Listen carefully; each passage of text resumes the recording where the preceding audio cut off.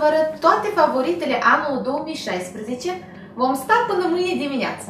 De aceea o să arăt doar favoritele. I see the light inside you, brighter than the skies. Bună, sunt Cristina Zavarski și bine v-am regăsit. Mă bucur foarte mult să vă revăd. În episodul de astăzi vreau să vă arăt produsele care mi-au plăcut cel mai mult în anul 2016. Și aș vrea să încep cu produsele pentru îngrijirea corpului.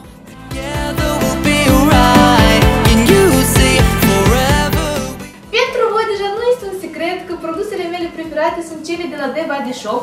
Sunt înnebunită după ele, sunt naturale, au un miros bun. De aceea, preferatele mele din anul trecut, dar care cu siguranță vor rămâne preferatele și în anul acesta, sunt cremele de corp de la The Body Shop. Aromele mele preferate sunt cele de căpșună și de cocos. După cum vedeți, îmi plac atât de mult aceste creme, încât mi-am luat gramaj maxim care există, fiindcă niciodată nu mi-ajunge.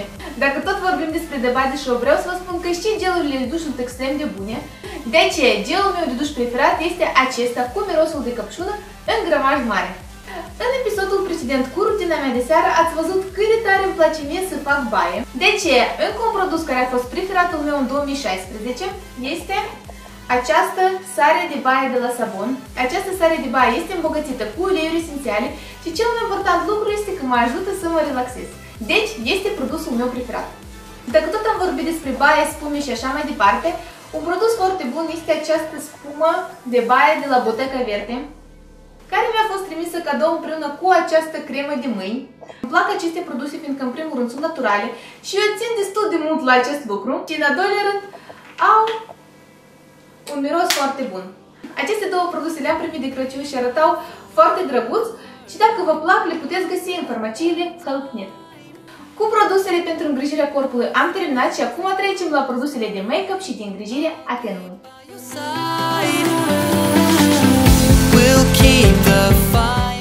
Vreau să vă spun că anul 2016 a fost un an de revelație pentru mine, fiindcă am descoperit un produs pe care pur și simplu îl ador. Este vorba despre acest minunat ulei de la The Body Shop. Vreau să vă spun că acest ulei este un aur curat, îl folosesc și dimineața și seara.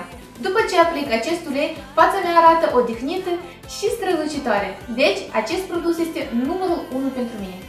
Mi-a plăcut atât de mult acest ulei încât mi-am comandat acest set drăguț care conține ulei și cremă din aceeași serie.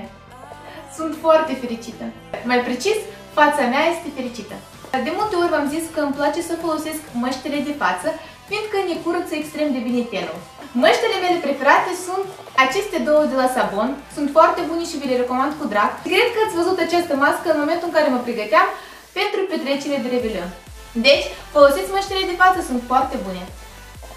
Acum să trecem la produsele de make-up. Fondul de ten, care a fost preferatul meu nu numai în anul 2016, dar deja de câțiva ani buni, este acesta de la Estée Lauder. Are o acoperire medie spre mare, este perfect pentru evenimente, este perfect pentru filmări, deci este un fond de ten versatil pe care îl pot folosi în orice situație. Favoritul meu. Încă un produs foarte bun pe care l-am descoperit în anul 2016 este acest iluminator de la Sleek, nuanța Monaco. Mai mult îl folosesc în momentul în care merg la evenimente, nu îl folosesc în fiecare zi, dar în momentul în care vreau să strălucesc, aplic o cantitate mică din acest iluminator, aici pe pomeții, deasupra buzei și un pic la vârful nasului. Un produs bun. Și acum vreau să trec la o temă foarte sensibilă pentru noi femeile și anume parfumurile. În anul 2016 am folosit 3 parfumuri non-stop și anume parfumul Miss Dior de la Christian Dior, J'adore de la Christian Dior și Dolce de la Dolce Gabbana. Dar toate aceste 3 parfumuri le-am folosit în funcție de sezon. Parfumul Dolce eu l-am folosit mai mult primăvară și vară, fiindcă are un miros foarte proaspăt, floral. Parfumul J'adore de la Christian Dior mai mult l-am folosit toamna, iar parfumul Miss Dior îl folosesc tot timpul. Însă mai mult îl folosesc seara, pentru că mi se pare un parfum mai special. Acum vreau să trec la produsele pentru îngrijirea părului.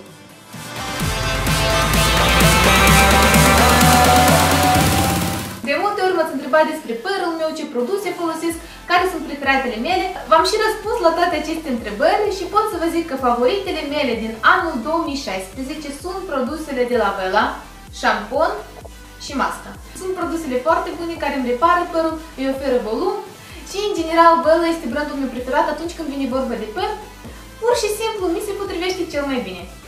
Și acum cred că a venit timpul să trecem la haine, încălțăminte și accesorii.